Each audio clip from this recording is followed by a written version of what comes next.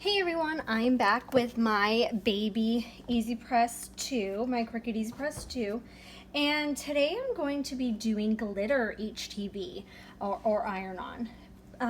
Now with glitter, you can't layer on top of glitter because it's not a good adhesion. So what I like to do is cut my pieces and fit them like a stencil. So what I'm going to do first is go to the Cricut EasyPress Interactive Quick Reference Guide. My iron-on material will be glitter. My base material is 100% cotton, and I have the Cricut EasyPress mat. So I need to set my temperature to 330, preheat for 5 seconds, apply heat and gentle pressure for 30 seconds, flip and press for 15 seconds, and peel off warm. Now I'm going to do things a little bit differently. I'm going to heat up my press to 330 first. I'm going to do things a little bit differently, only because I will be kind of layering. I have my several pieces here, and I lined everything up before I moved it to make sure that I had all of my pieces right. So I'm going to just move this onto my EasyPress mat, and I'm going to just kind of take my pieces here and move them aside. While my press heats up and it's done. Now the first thing I always do, especially if I'm using white, if you've watched my videos before, you know, I like to take my lint roller to it and get anything off, and I'll do it again after I do my preheat press. I always put down a carrier sheet. You don't, that's just my preference. Now, because this is a little bit bigger, I'm going to go ahead and I'm just going to set for, do 5 seconds, and because I already have this set for 30 seconds for my press, I'm just going to press and just wait for every 5-second interval and then go ahead and move it around.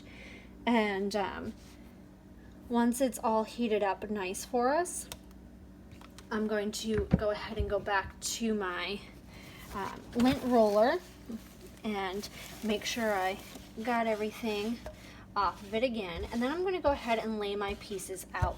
I like to do it with the piece that I'm going to press first on the bottom, so that way when I peel everything off, it's kind of already set for me. So I know I have my little ears here.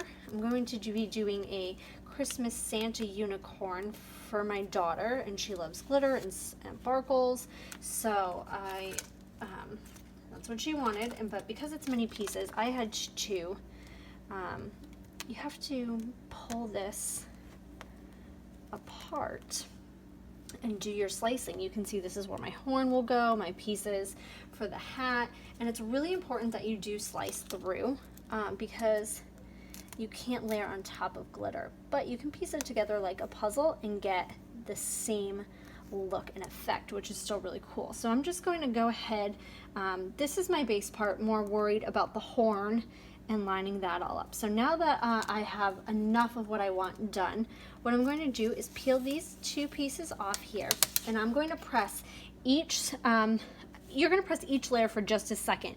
Now because I do have 2 ears here and it's a little bit wider than my press, I'm just going to press each ear one at a time, and that's going to make it a little bit easier for me. So I'm just going to press for a second and press for a second, and you're going to feel some give in your EasyPress mat, so you know that it was pressed well. I didn't feel the give I wanted to on that side. So we're going to very carefully peel this, make sure it's down, and this side. So you have to press just for another second. That's why you peel slowly, so you know. Okay, and it does say peel warm. I know I'm peeling hot, but I'm really excited about this project and I want to get it done. So I'm going to line up my next layer here. Now I can go ahead on this piece and I can add the little eyelashes down here. It's up to you, but I'm just going to press this really quickly. And again, I'm going to peel slowly to, this didn't adhere all the way, so just give it another press real quick, and I'm going to peel this back, and now I'm going to see what pieces I can piece together here. Now I can do this piece.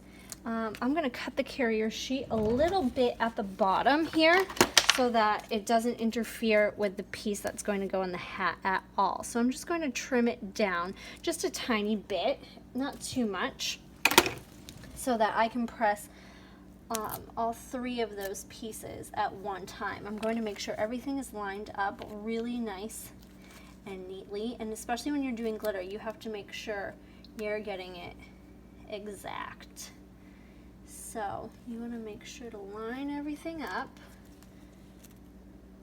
and then we can go ahead and press this layer. Okay, and I do a final press at the end. So again, we're going to peel slowly and slowly. That horn isn't perfectly down, so we're going to very carefully peel that back, and we'll just go ahead and press our layer after. And now I'm going to add in my ears. Now if you are pressing glitter HTV, you have to remember that the glitter will stick to the color underneath it. So I do like to keep that in mind when pressing my layers. That way I know if it's going to affect anything underneath it. I like to keep that in mind too. I think this goes over here. And again, make sure nothing's touching the HTV underneath it because it will stick there.